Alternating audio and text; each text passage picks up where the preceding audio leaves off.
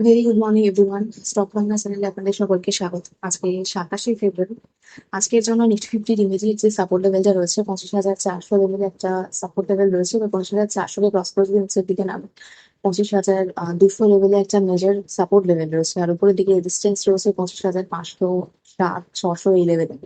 Bank নিফটির জন্য 60,850 800 এটা immediate support level, আর উপরের দিকে রেজিস্ট্যান্স 61,230 250 এই লেভেলের রেজিস্ট্যান্স রয়েছে। সেন্সেক্স এর জন্য 82,000 লেভেলটা একটা immediate support level, major support level হিসেবে কাজ করছে, আর উপরের দিকে 82,550 600 এই লেভেলটা রয়েছে ইমিডিয়েট রেজিস্ট্যান্স লেভেল। এবার দুই নিফটি সিগন্যাল দিচ্ছে আজকে ফ্ল্যাট টু নেগেটিভ ওপেনিং এর। গ্লোবাল মার্কেট দেখলে মোটামুটি একটা পারফরমেন্স রয়েছে। ন্যাসডাকের ক্ষেত্রে আমরা দেখতে পাচ্ছি 300 পয়েন্টের কাছাকাছি নেগেটিভ রয়েছে।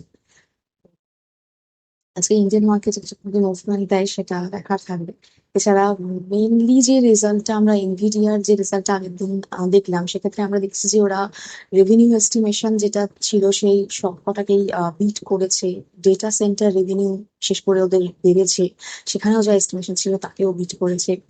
আর্নিং পার শেয়ার যদি দেখি সেখানেও যা এস্টিমেশন ছিল সেটাকে বিট করেছে। গ্রস মার্জিন সেখানেও সবকটা এস্টিমেশনই বিট করেছে। রেজাল্ট কিন্তু ভালো, এবং ওদের ফিউচার যে গাইডেন্স এআই নিয়ে সেটাও ভালো। সেখানে ওরা বলছে যে ফিউচারে $78 বিলিয়ন যেতে পারে রেভিনিউ, যেটা এখন রয়েছে $68 বিলিয়ন।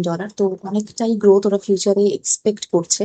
তো সেক্ষেত্রে যেখানে এআই বাবল সেটা ফেটে যাবে এই একটা ফিয়ার রয়েছিল মার্কেটে, তো সেটা বলা যেতে পারে যে অনেকটা ওই মানে কমেছে। তো সেক্ষেত্রে এআই এর উপর কাজ ওরা মানে ফিউচার গাইডেন্স হিসেবে এআই এর উপর কাজ হবে সেটা ওরা বলছে। তাহলে গ্রোথও সেক্ষেত্রে হবে। এবং সেক্ষেত্রে এআই এর বিভিন্ন রকমের প্রজেক্ট রয়েছে, যে প্রজেক্ট আমাদের ইন্ডিয়ান আইটি কোম্পানি হবে, তাহলে আশা করা যায় ফিউচারে তো আমাদের ইন্ডিয়ান কোম্পানিরও একটা তাহলে ফিউচারের দিকে আমরা পজিটিভ মানে সেন্টিমেন্টই লক্ষ্য করতে পারবো। তো সেই জন্য আর কি এনভিডিয়া রেজাল্টে ভালো হওয়ার জন্য আমাদের ইন্ডিয়ান আইটি সেক্টরেও একটা পজিটিভ ইম্প্যাক্ট পড়বে, এবং আগের দিন সেটা দেখা গেছে। হ্যাঁ, খুব বেশি পজিটিভ ছিল না, কিন্তু যা ছিল ফার্স্ট থেকেই দেখা গেছে যে প্রথমেই আম, মানে অনেকটা গ্যাপ আপেই ওপেন হয়েছে আর কি। তো আজকেও ফোকাসে রাখবেন যে ইন্ডিয়ান আইটি সেক্টর কিরকম কি মুভমেন্ট দিচ্ছে সেটা দেখার থাকবে। এছাড়া এনভিডিয়ার যে ব্ল্যাক হোয়েল যে চিপ, সেই চিপের ক্ষেত্রে আমরা দেখছি যে পরের দিকে ওদের প্রোডাকশন ওটা ওরা বলছে যে রেকর্ড স্পিড নিতে পারে, এবং ফিউচারে প্রাইমারি রেভিনিউ হিসাবে এটাই থাকতে পারে। তো আর্টিফিশিয়াল ইন্টেলিজেন্স নিয়ে ওদের কাজ রয়েছে, এবং ফিউচারে ওরা ভালো রকম গ্রোথ আর কি এক্সপেক্ট করছে। তো সেক্ষেত্রে এআই বাবল এই ব্যাপারটা তো মানে অনেকটা মানে এইটাকে নিয়ে যে ভয় সেটা অনেকটা কেটেছে। দেখা যাক সেই নিয়ে ফিউচারে আমরা আইটিসি ইন্ডিয়ান আইটি সেক্টরে কতটা কি ভালো রকম মুভমেন্ট দেখতে পারি।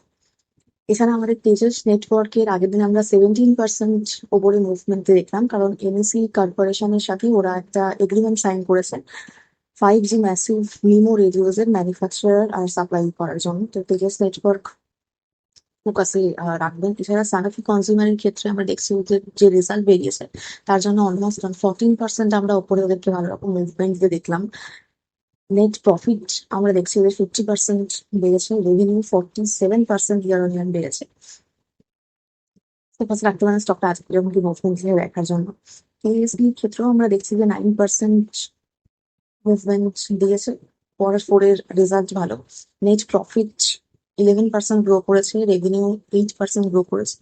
তো এই স্টকগুলোকে ফোকাসে রাখতে পারেন, যেহেতু রেজাল্ট বেরিয়েছে কিরকম কি মুভমেন্ট দিচ্ছে তারা।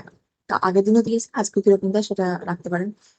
এছাড়া অয়েল প্রাইস যেহেতু আস্তে আস্তে ডিক্লাইন করছে, তো সেক্ষেত্রে রিলায়েন্সের রাখতে পারেন খবর। এছাড়া আমাদের যে অয়েল কোম্পানিগুলো রয়েছে সেগুলোকেও ফোকাস রাখতে পারেন, টেক্সটাইল কোম্পানি ফোকাস রাখতে পারেন।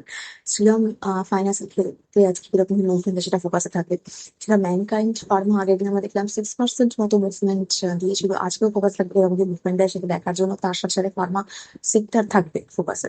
সেটা আইআইএফএল ফাইন্যান্সের ক্ষেত্রে আমরা দেখছি ওরা বন্ডের মাধ্যমে 500 থেকে $750 মিলিয়ন এটা রেইজ করছে মানে এক্সটার্নাল যে কমার্শিয়াল বরোইংস আর ডলার বন্ডস এর মাধ্যমে। তো আইআইএফএল যে ফাইন্যান্স সেটাও ফোকাসে থাকছে কিরকম কি মুভমেন্ট আসছে দেখার জন্য।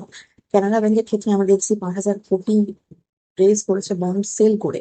তো ব্যাংকিং সেক্টর আজকে ফোকাসে রাখতে পারেন।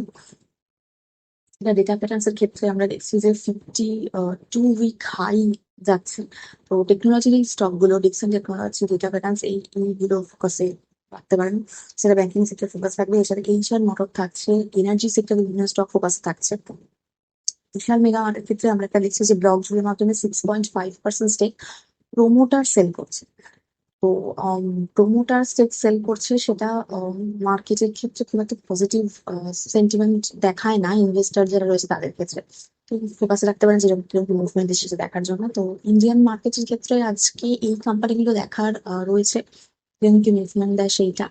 তো দেখা যাক এবার। খুব একটা পজিটিভ সেন্টিমেন্ট ইন্ডিয়ান মার্কেটে আজকে কোনোভাবে রয়ে মানে নেই আর কি। গিফট নিফটিও সিগন্যাল দিচ্ছে ফ্ল্যাট টু নেগেটিভ ওপেনিং। দেখা যাক কিরকম কি মুভমেন্ট আজকে ইন্ডিয়ান মার্কেট দেয়। তো আজ আমি ভিডিও এখানেই শেষ করছি। প্লিজ আমার এই ভিডিওর উপর ডিপেন্ড করে কোনো ইনভেস্টমেন্ট করবেন না। আমি কোনো সেভিংস অ্যাডভাইজার নই, শুধুমাত্র ইনভেস্ট পারপাসে এই ভিডিও করা। দেখা হচ্ছে নেক্সট ভিডিও।